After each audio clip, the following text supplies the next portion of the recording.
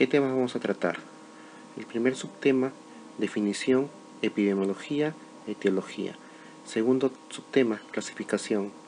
Luego manifestaciones clínicas, exámenes auxiliares, diagnóstico, tratamiento y finalmente fuentes de información. Displasia de cadera en desarrollo. Es una alteración en el desarrollo y la relación anatómica de la articulación coxofemoral, es decir, del acetábulo, fémur y las partes blandas. Cualquier alteración de alguna de estas partes produce un mal desarrollo de la articulación debido a la interrelación que supone un crecimiento paralelo y simétrico de los tres. Esta displasia de cadera en desarrollo puede tener diversos tipos de gravedad, ¿no? Tenemos displasia, subluxación y luxación. La primera es la displasia, que es la forma más leve en el cual hay una inmadurez del desarrollo del acetábulo y de la cabeza femoral. Estas se encuentra reducida. Mientras que la subluxación es la pérdida parcial de la relación articular, ¿no?, que también puede cursar con cierta inestabilidad. La tercera, la luxación, que es la de mayor gravedad, en el cual aquí ya no hay contacto entre las superficies, con una pérdida completa de las relaciones articulares. En esto ya hay una inestabilidad completa de la cadera.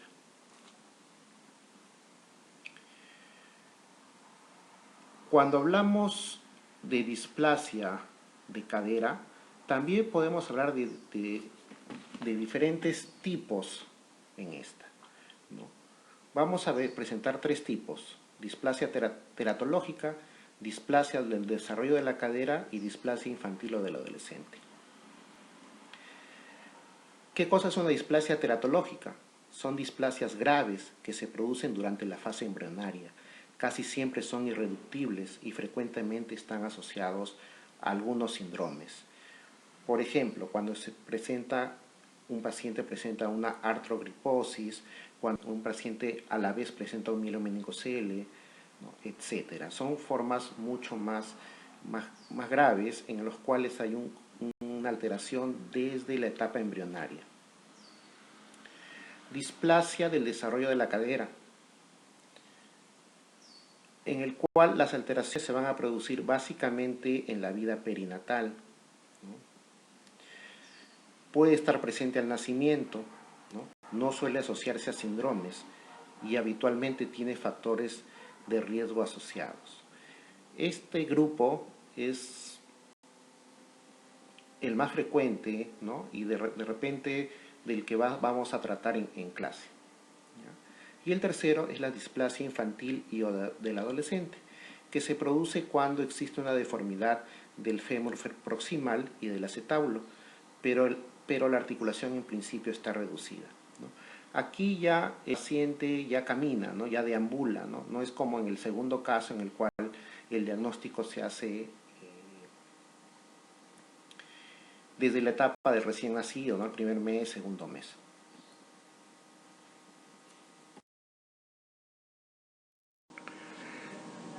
Epidemiología. La displasia de cadera en desarrollo tiene una incidencia de 1 a 1.5 por 1000 nacidos vivos. La raza más frecuente afectada es la raza blanca y asiática, y menos frecuente sucede en la raza negra. En cuanto a la distribución por sexo, es 4 a 8 veces más frecuente en el sexo femenino. La ubicación de la displasia de cadera, el 60% de los casos se presenta en el lado izquierdo, 20% en el lado derecho y 20% es bilateral. Ahora vamos a mencionar los factores de riesgo para displasia de cadera del desarrollo. En la gráfica vemos una serie de factores de riesgo, ¿no? Los que están con letras mayúsculas son los, si podemos llamar, criterios o factores de riesgo mayores, ¿no? Ahí tenemos tres factores de riesgo más importantes. Uno es la presentación podálica. De estas, mayor riesgo si se asocia a extensión de las rodillas, es decir, a una posición de nalgas puras. Otro factor de riesgo importante, ¿no?, es el sexo femenino, que va a estar relacionado con la sensibilidad de los estrógenos producidos en el feto femenino y el aumento de la relaxina, que provoca un aumento de la laxitud generalizada de los ligamentos, ¿no? Una laxitud generalizada de los ligamentos. La relaxina es una hormona que se produce en el cuerpo lúteo de las mujeres tanto embarazadas como no embarazadas, la cual va a tener su pico en el día 14 después de la ovulación, y en ausencia de embarazo,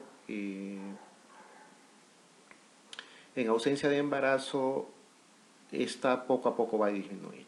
Entonces, esta hormona es importante porque va a producir un aumento de la laxitud de los ligamentos, ¿no? Y esto, a la larga, es un factor de riesgo para la displasia de cadera del desarrollo. Un tercer factor de riesgo importante es la historia familiar, es decir, los antecedentes de displasia de cadera del desarrollo. El riesgo aumenta un 6% cuando hay algún hermano afectado. Cuando es uno de los padres aumenta un 12%. Y si tenemos un hermano, ¿no?, y un padre, ¿no?, con antecedentes de displasia de cadera del desarrollo, este riesgo aumenta casi a un 36%. Luego tenemos otros factores de riesgo, ¿no?, si se puede decir menores, ¿no?, o no tan importantes, pero siempre hay que tenerlo en cuenta.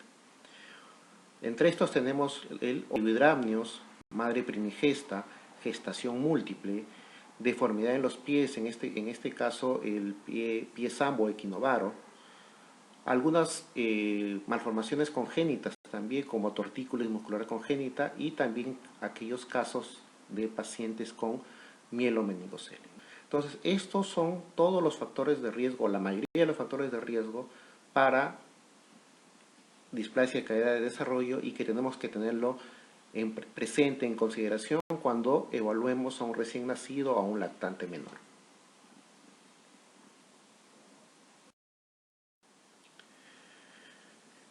En cuanto al diagnóstico, ¿no? En cuanto al diagnóstico, ¿cómo hacemos el diagnóstico? Generalmente tenemos el dato de una limitación para la abducción de la cadera. Los lactantes normalmente deben permitir una abducción de la cadera de 70 grados. Cuando esta abducción es menor, se debe sospechar en displasia de cadera del desarrollo, sobre todo si la limitación es unilateral. Sin embargo, hay que tener en cuenta que 30% de las niñas con displasia de cadera del desarrollo no tiene limitación en la abducción. Es decir, un grupo de estos pacientes, el examen va a ser normal. Las maniobras tanto de Ortolani como Barlow van a ser negativas, no se va a presentar este signo, el famoso clic que luego vamos a ver. También hay que tener en cuenta que a partir de los 2 a 4 meses, estos signos de inestabilidad, estos signos de limitación a la abducción, ¿no?, estos signos de Ortolani y Barlow van a dejar de apreciarse, ¿no? Y lo que se van a presentar son observar signos indirectos, como la rigidez de la cadera por la contractura del músculo abductor. ¿Cómo también podemos sospechar cuando presentamos asimetría de pliegues? Ahora, los pliegues que tienen importancia son los pliegues inguinocrurales y no los pliegues del muslo, como tradicionalmente se creía. Este signo es positivo hasta en el 30% de niños sin displasia de cadera en desarrollo.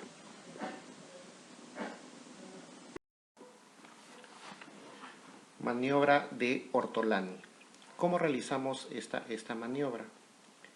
tenemos la cadera, colocamos la cadera a 90 grados de flexión y abducimos en forma progresiva, colocando el dedo medio en el trocánter mayor y el pulgar en el menor. La maniobra es positiva cuando se presenta un clic, o sea, una sensación auditiva y táctil de reducción de la cadera. La presencia de este signo indica que la cadera femoral está luxada.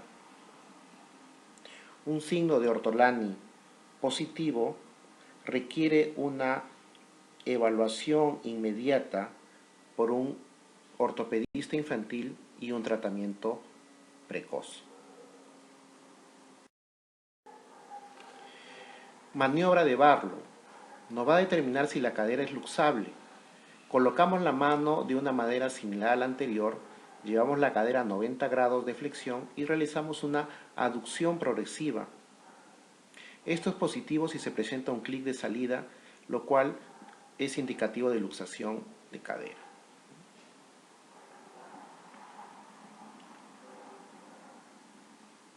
Es importante mencionar que un recién nacido por debajo o un lactante por debajo de las 4 o 6 semanas de vida, ¿no? Y debido a la hiperlaxitud que estos pacientes van a presentar, una cadera luxable puede ser normal, ¿no? Entonces no quiere decir que si encontramos un signo, una manera de Barlow positivo, ¿no? Y el paciente tiene 4 o 6 semanas, asumamos fehacientemente que esto es luxación de cadera, ¿no? Puede ser normal, por debajo de las 4 o 6 semanas. Para esto también tenemos que valorar otros signos, otros factores de riesgo, ¿no? Tenemos que hacer para el diagnóstico una evaluación en contexto, no solamente valorarlo por la presencia o ausencia de este signo. Lo patológico va a ser la persistencia de esta inestabilidad, la persistencia de esta maniobra conforme avancen las semanas de vida. Por lo que si un recién nacido presenta una cadera luxable, en las primeras semanas lo que tenemos que hacer es un seguimiento clínico y en caso de persistencia ya remitirlo al ortopedista infantil.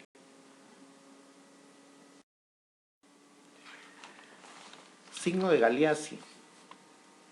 Este signo nos permite evaluar la diferencia en la longitud de las extremidades. ¿Cómo lo realizamos? Con el niño en posición supino, mientras que se flexionan las caderas y las rodillas a 90 grados, se evalúa si las rodillas se encuentran a la misma altura. En las caderas luxadas, de manera unilateral, la extremidad afectada se encuentra a un nivel más bajo, ¿no? En casos bilaterales no se va a observar esta simetría. Ahora, ¿cómo hacemos el diagnóstico en un niño, ¿no? Estos signos, estas maniobras nos sirven para un paciente que todavía tiene pocos meses, pocas semanas, ¿no? Obviamente no camina. Pero ¿cómo realizamos el diagnóstico en un paciente, en un niño que ya empieza a deambular, ¿no? En estos casos, estos pacientes presentan una clara cojera por claudicación de la articulación.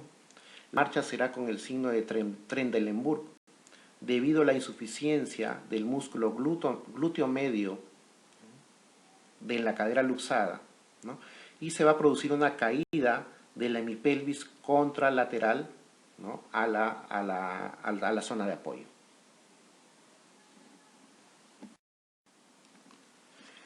En cuanto a los exámenes complementarios, tenemos que la ecografía es el examen de elección entre los 1 y 3 meses de edad, ¿no? Más o menos en 3, 4 meses como máximo. Se va a realizar cuando hay hallazgos anormales en el examen físico y cuando hay factores de riesgo para displasia de cadera en desarrollo, ¿no? Por ejemplo, tenemos un signo de Ortolani positivo y tenemos, por ejemplo, un paciente que tiene una presentación podálica o es sexo femenino o hay antecedentes de displasia, ¿no? O tenemos oligohidramnios, ¿no? Etcétera. Tener en cuenta, eso sí, que esto debemos realizarlo después del primer mes, vuelvo a repetir, por la hiperlaxitud fisiológica que estos pacientes presentan y podríamos encontrar como un falso positivo. Esta ecografía de cadera debe ser realizada con una persona en un lugar especializado, ¿no? Con un ecografista que tenga experiencia en evaluación de caderas en pacientes pequeños, ¿no? Porque esta prueba es una prueba radiólogo dependiente, ¿no? Podría haber error.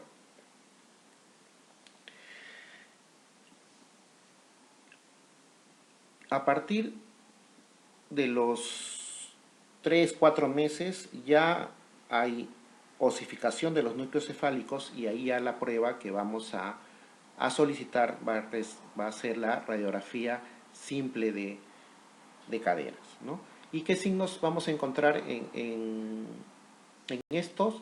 En la radiografía, ¿no? Vamos a encontrar disminución del tamaño de la epífisis de la cabeza femoral, aumento del espacio espacio articular inferomedial de la cadera, ¿no? Entonces, ecografía de elección hasta el tercer, como máximo cuarto mes, y caderas a partir del tercer mes para adelante.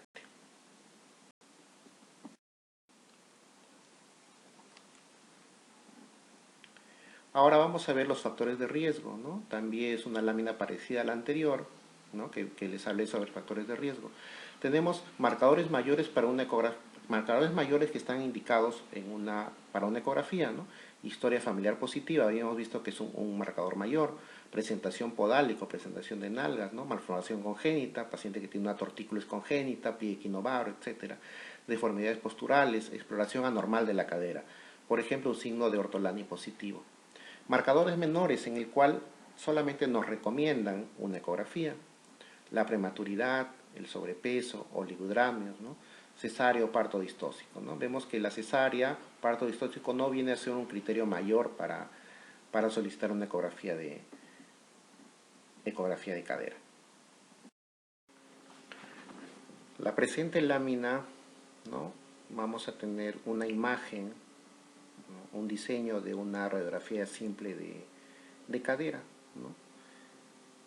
La cual nos va a permitir trazar el cuadrante hombre-Dane, que es el que nos va a permitir determinar si hay displasia de cadera en una radiografía simple de cadera, ¿no? Entonces, ¿cómo trazamos este cuadrante? ¿No? Trazamos dos líneas. Una horizontal, que es la llamada línea de Hilgenreiner, que une la parte superior de los cartílagos. Y la otra, una línea vertical, que es la de Perkins, ¿no? que se traza perpendicularmente a la anterior en la cara más externa del borde del acetábulo, ¿no? Como estamos viendo en la imagen, lo cual lo va a configurar en 4 cuadrantes. ¿Dónde se debe localizar la cabeza femoral en una cadera normal? Se debe localizar en el cuadrante inferior interno. Entonces aquí vemos que la cadera derecha es la cadera normal, ¿no? La cadera afectada es la izquierda. Aquí vemos que la cabeza femoral está en el cuadrante superior externo. En la siguiente diapositiva observamos una radiografía de caderas normales, en la cual vemos, ¿no? Con una línea verde la línea de Hilgenreiner, ¿no? Que va a determinar los cuadrantes de hombre-Dane, que ahí está con color azul. Vemos que la cabeza femoral se encuentra en el cuadrante inferior interno. También observamos en rojo el ángulo acetabular, que no debe medir más de 30 grados. Ruptura de la línea de Shenton-Menard. Es una línea que se traza a través de la parte interna del cuello y debe continuar con el agujero obturador. La ruptura de esta es indicativo de luxación o subluxación. Índice acetabular o ángulo de Coleman. Se mide trazando una línea que une la parte más interna y externa del acetábulo, midiendo el ángulo a partir de la línea de Hilgenreiner. El valor normal varía según la edad, siendo 30 grados para recién nacidos, 25 al año y a los 2 años 20 grados. En el presente diagrama observamos con más claridad las medidas del ángulo acetabular, que va a corresponder la relación entre el ilíaco y la cabeza femoral. A un lado vemos una cadera normal, en el cual el ángulo acetabular es menor a 30 grados. Al otro lado vemos una cadera patológica, en el cual la relación entre el ilíaco y la cabeza femoral, que va a corresponder al ángulo acetabular, es mayor a 30 grados.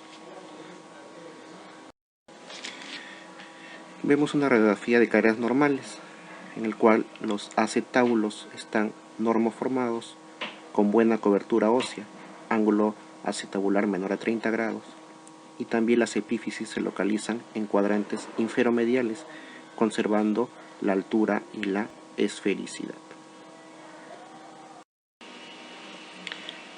En esta placa radiográfica vemos una displasia de cadera izquierda, las secuelas, ¿no? En las proyecciones radiológicas de la cadera en proyección antero-posterior apreciamos una hipoplasia acetabular izquierda, ángulo acetabular mayor a 30 grados. También observamos asimetría en los núcleos de osificación y lateralización de la cadera izquierda.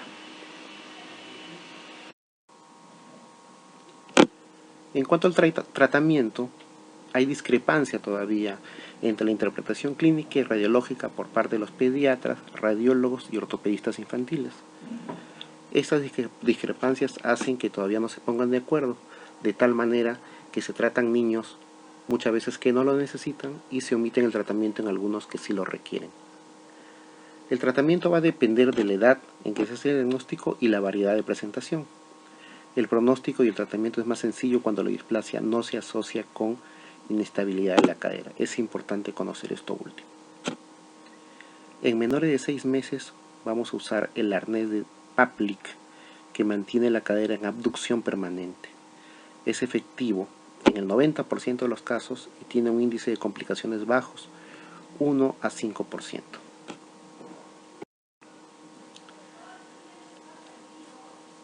Pacientes de 6 a 18 meses se realiza una reducción cerrada de la cadera bajo anestesia general y se coloca yeso pelvipédico. Si con esto no es posible la reducción, se realiza una reducción quirúrgica y yeso. Pacientes mayores de 18 meses se realiza una reducción quirúrgica de la cadera, que según la edad se debe complementar con osteotomía pélvica o femoral, que va a contribuir a mantener la reducción de la cadera. En la medida que el niño crece, aumenta la complejidad de los procedimientos quirúrgicos y disminuye la posibilidad de obtener una cadera normal y no dolorosa. Pie equinovaro, también llamado pie sambo, es una deformidad congénita del pie en el cual éste aparece en punta, equino, y con la planta girada hacia adentro, varo, y un antepié en aducción. Suele acompañarse de rotación interna de la tibia. Su frecuencia es aproximadamente 1 por cada 1000 niños, el 50% bilateral y es el doble en niños que en niñas. Pueden existir factores genéticos asociados a la posibilidad que esta reaparezca en un familiar. A la posibilidad que esta reaparezca en un familiar es 20 veces, ¿no?, que en la población general. Se ha asociado también a la presentación podálica. Otras patologías que se pueden asociar, ¿no?, es la espina bífida, ¿no?, la displasia cara del desarrollo, la distrofia miotónica o la artrogriposis. Dependiendo del grado de rigidez, se pueden diferenciar dos tipos. El pie equinovaro tipo A, en el cual es más leve, ¿no? Hay una forma flexible, ¿no? Lo puede todavía mover bastante bien el pie. El tipo B es una forma más severa, ¿no?, una que se denomina forma rígida, ¿no?, y es marcadamente fibrosa. El diagnóstico se puede realizar durante los primeros meses de gestación a través de la ecografía, esto alrededor de las 20 semanas. El diagnóstico de confirmación es fácil. Luego del nacimiento, observando la forma del pie hacia abajo y adentro, y comprobando que por manipulación no podemos llevarlo a su posición normal. En el estudio radiológico vamos a encontrar un calcáneo desplazado hacia abajo y adentro, ángulo astrágalo calcáneo disminuido en la radiografía antero-posterior y laterales, y vamos a encontrar un desplazamiento medial del escafoides tarsiano, del cuboides y de los metatarsianos. Es importante la exploración de ambas caderas para descartar displasia de cadera en desarrollo, ya que esta es una patología que se puede asociar al pie equinovaro. Tratamiento. Se debe realizar desde los primeros días de vida para garantizar el éxito. El tratamiento consiste en manipulaciones y enyesados seriados. Después de 4 o 5 yesos, el cabo, el aducto y el varo quedan corregidos. Una tenotomía percutánea del tendón de Aquiles es necesaria en la mayoría de los pies para corregir el equino. El último yeso se mantiene por 3 semanas. La corrección obtenida se mantiene después mediante una férula nocturna hasta los 4 años. Los pies así tratados son flexibles, fuertes, no dolorosos, dando lugar a una vida normal. El pronóstico. Si el tratamiento comienza en los 6 primeros meses, hay una excelente posibilidad de corregir la deformidad sin utilizar métodos quirúrgicos. Por el contrario, si es tratado tardíamente o después del año, la deformidad aumenta y el paciente camina sobre la porción externa y dorsal del pie, haciéndose la deformidad mayor a medida que el niño crece, conforme vemos en la figura. La siguiente patología, ¿no?, o problema ortopédico, ¿no?, en la infancia es el pie plano. Es una alteración estructural del pie caracterizado por la pérdida de altura del arco plantar interno. Se asocia habitualmente a un valgo de talón, talovalgo o calcáneo valgo. El 90% es asintomático. Al pie plano se lo considera como una variante normal y tiende a la mejoría espontánea sin producir ni dolor ni limitación funcional alguna, por lo que en la mayoría de los casos no va a requerir tratamiento.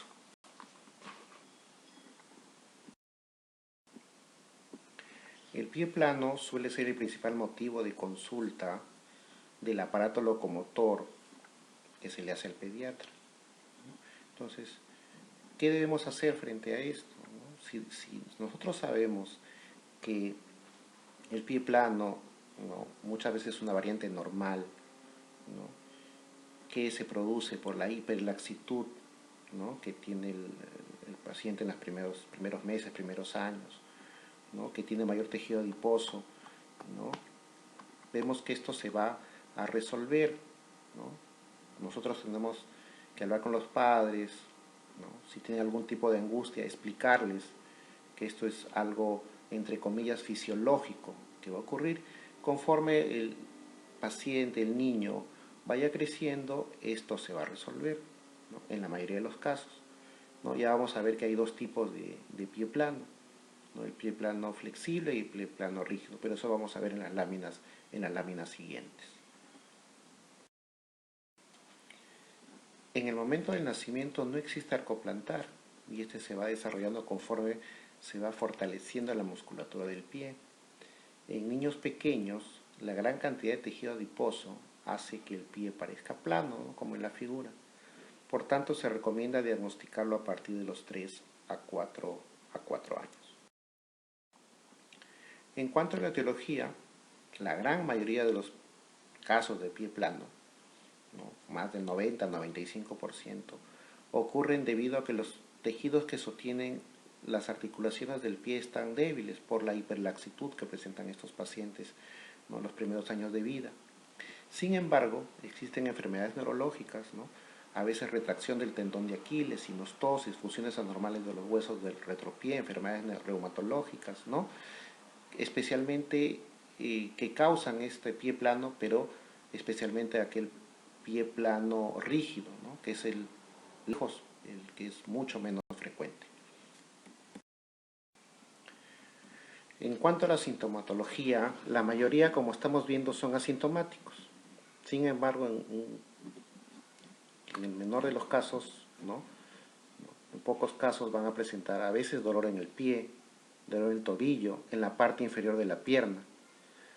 Mientras que en los adultos, ¿no? En ese 15% de pacientes adultos que van a permanecer con pie plano, puede ocasionar dolor o cansancio al pararse por tiempos prolongados o luego de practicar deportes.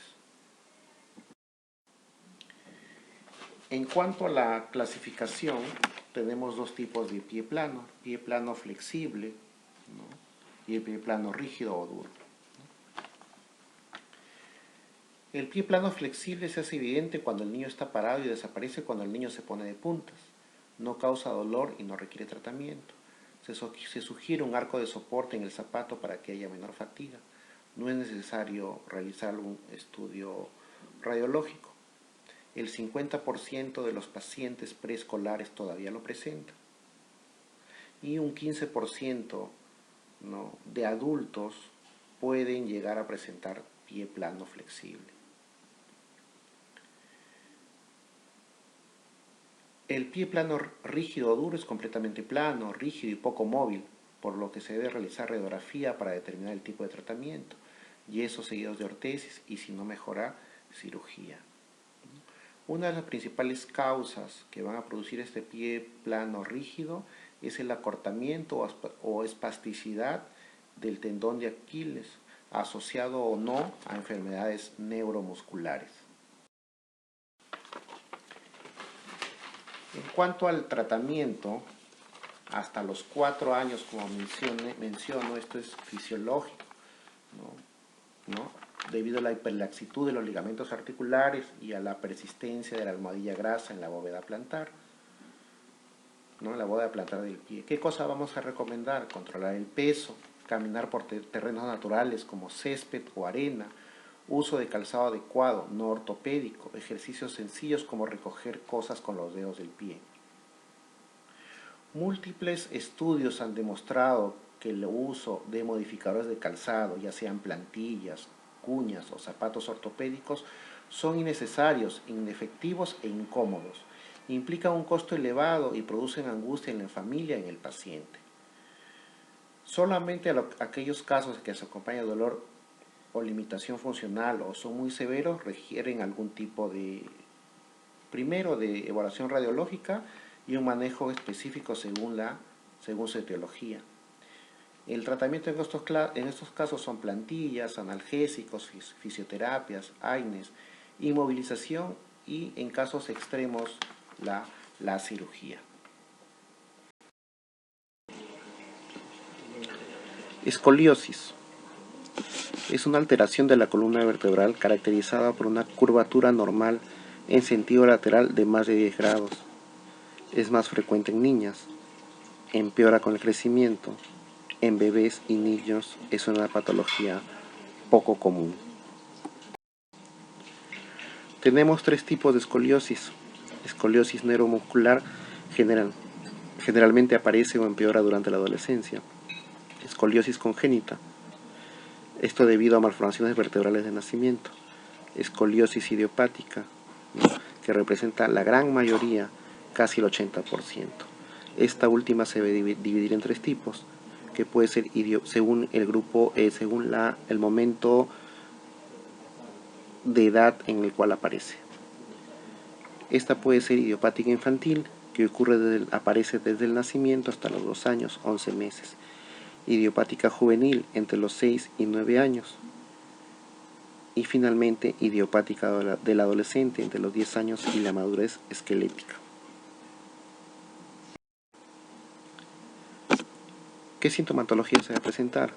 Hombros o caderas desiguales, clavículas, costillas u omóplatos prominentes, inclinación hacia un costado. En consecuencia, la cabeza no va a estar centrada con la pelvis.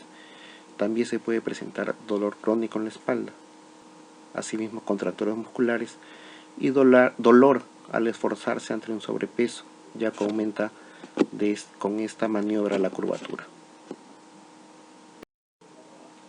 Tratamiento. Cuando esta desviación es menos de 20 grados, observación. Cuando es entre 20 y 40 grados se recomienda un corsés ortopédico, el corsés de Milwaukee. Y cuando esta es mayor de 40 grados, ¿no?, instrumentación o una cirugía a través de artrodesis. Cifosis. Es cuando la columna vertebral se curva en 45 grados o más y pierde su habilidad para moverse hacia adentro, causando inclinación en la espalda, ¿no?, visto esto como una mala postura, ¿no?, como estamos viendo en la imagen. Existen tres tipos: cifosis de postura, que es la más común, se hace notar durante la adolescencia, rara vez causa dolor y lleva problemas a largo plazo en la vida adulta. Cifosis de Scheuermann es estéticamente significativamente peor y generalmente causa dolor. Cifosis congenial ocurre en infantes en los que la columna no se ha desarrollado correctamente en la matriz. Causa cifosis progresiva mientras el niño se desarrolla. Generalmente necesitan cirugía. Síntomas: dificultad para respirar, fatiga, dolor de espalda, apariencia redondeada de la espalda y sensibilidad y rigidez en la columna. Tratamiento: va a consistir en antiinflamatorios, ejercicios para fortalecer los músculos abdominales y los músculos cercanos a la columna. Aparatos ortopédicos se van a usar cuando la curvatura mide entre 40 y 60 grados en la placa de rayos X y el crecimiento esquelético continúa. Y finalmente, cirugía cuando la curvatura mide 60 grados o más, ¿no?, y el aparato ortopédico no logra retrasar la progresión de la curva. Hiperlordosis es el aumento de la curvatura normal de la columna. La columna se encorva hacia adelante, hace más prominentes los glúteos y ocasiona dolor de espalda. Puede ocurrir a nivel cervical o lumbar y es importante saber que es poco frecuente en los niños. Gracias.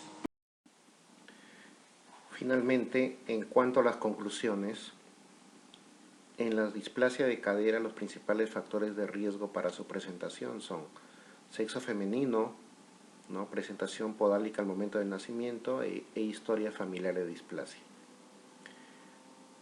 En los menores de 3 meses solicitar ecografía de cadera para el diagnóstico de displasia en cadera del desarrollo, mientras que en mayores de esa edad solicitar radiografía de caderas. El tratamiento del pie equinovaro debe realizarse lo más pronto posible. El 90% de los pacientes con pie plano no presentan síntomas y no requieren tratamiento.